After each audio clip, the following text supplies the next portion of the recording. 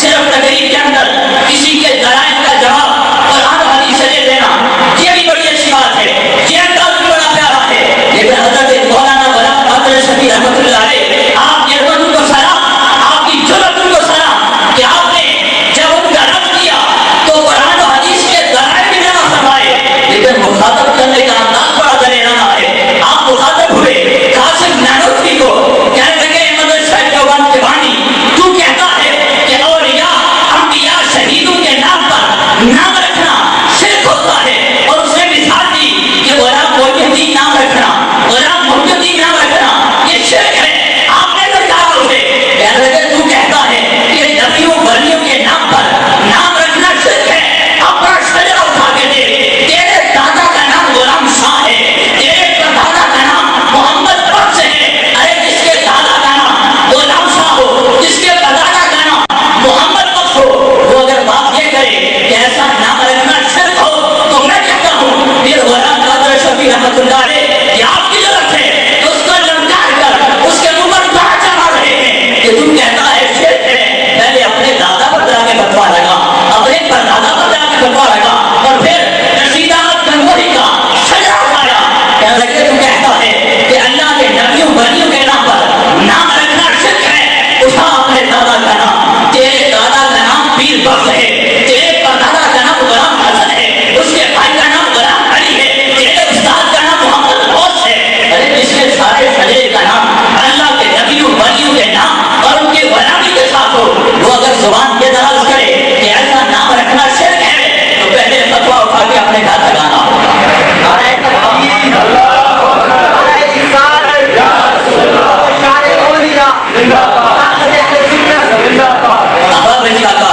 اس انداز سے اس مرد کامل نے انہیں للکارا ہے، ارے یہ کوئی چھوٹی بات نہیں ہے، کسی کو دلائل سے جواب دے دینا، صرف اپنا موقف بیان کر لینا، قرآن حدیث بیان کر لینا، یہ آسان بات ہے، ہر کوئی کر سکتا ہے، لیکن کسی کو یہ کہنا کہ تو یہ بات کر رہا ہے پہلے اپنے دادا کی بات دے، اپنے پردادا کی دے، اپنا شجرہ اٹھا، یہ ضرورت کی بات ہے، یہ دلیل کی بات ہے، اور ہمارے اکابر جن کی بارگاہ میں آج ہم حاضر ہیں، نعرہ تکبیر، نعرہ رسالت، صاحب دادا غلام حمزہ طیب صاحب، ہمارے زیادہ اس لیے ہمارے یہ اکابر اپنے وقت کے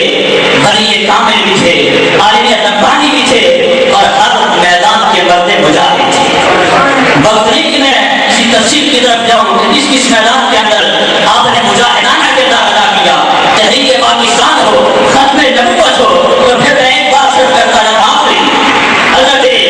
حکیم محمد مسافر رشید رحمۃ اللہ علیہ آپ کی بارگاہ میں بیٹھنے والے تھے، اور آپ کی بارگاہ میں بیٹھنے والا بندہ دوگلا نہیں ہو سکتا، ان کا عادت میں نے اپنے استادوں سے سنا ہے، اس طرح کے ہمارے اکابر ہیں، دعا ہے اللہ تبارک و تعالیٰ ہمیں ان کے فیض سے مستفید فرمائے، اور آخر دعوانا الحمدللہ۔ ماشاءاللہ حضرت علامہ صدر غلام عبداللہ طیب کیلانی ناظم تعلیمات جامعہ صدیقیہ نور قرآن پڑھانا والا استاد الخدا الوفات جناب قاضی عبدالعزیز نقشبندی صاحب کے ساتھ رہے بڑے خوبصورت انداز میں حضرت اشرف المشائخ مولانا غلام قادر شفیع رحمۃ اللہ تعالیٰ علیہ کی مجاہدانہ کردار کو قرآن و حدیث کے نظر میں آپ کے سامنے پیش کر رہے تھے۔ آپ تشریف لاتے ہیں جامعہ صدیقیہ نور قرآن کے مدرس فاضل جلیل عالم نبی حضرت علامہ صاحب القاری عطا اللہ نقشبندی صاحب، عطا نقشبندی صاحب، نعرہ تکبیر صلی اللہ علیہ وسلم۔ اس بارونق روحانی محفل میں ہم شرکت سے مشرف ہو رہے ہیں۔ ہمارے شہر لالہ موسیٰ کا وہ صحرا ہے، ہمارے شہر لالہ موسیٰ کا وہ فخر ہے۔ مجھے ان کی حالات زندگی کے متعلق کچھ بیان کرنے کا حکم کیا گیا ہے، لیکن جو ان کے رسالت کا سر ہے وہ شاید میری شیر خارگی کی عمر ہے، اس لیے میں تو ان کے بارے میں کوئی اتنا نہیں جان سکتا۔ کما حقہ جیسی وہ ہستی تھے جس انداز کے جس پایا کے وہ عالم دین تھے،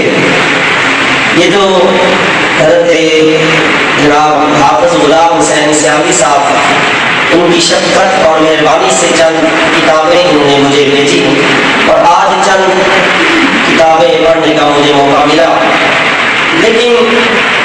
ان کتابیں پڑھنے کے بعد میں صرف اس نتیجے پر پہنچا ہوں کہ حضرت اشرف المشائخ رحمۃ اللہ تعالی علیہ کے متعلق جو کچھ لکھا گیا ہے اور جو ان کی زندگی کی مصروفیت ہے، ان کی جو زندگی ہے، زندگی کو دیکھ کر اور جو پڑھ کر میں نے ان کی کتابیں ان کے متعلق لکھی ہوئی پڑھی، میں سمجھتا ہوں ان کی زندگی پر 100 میں سے 5% بھی نہیں لکھا گیا جو کچھ ان کے کارنامے ہیں. کیونکہ ان کی زندگی، انہوں نے خود اپنی زندگی کو تحریکوں کے جال میں گھیرا ہوا، چاہے تحریک پاکستان ہو،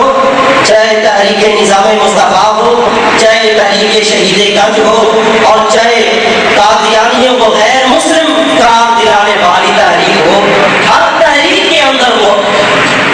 علماء اور مشائخ کے ساتھ قدم ملا کر وہ پیش رہے. اور یہ بات ہمارے شہر لالا موسیٰ کے لیے بڑے فخر کی بات ہے، اور اس سے بڑھ کر بڑے فخر کی بات ہے. اور ہمیں سارا دن کھڑے ہو کر اگر ان کے دربار پر درود و سلام اور حاضری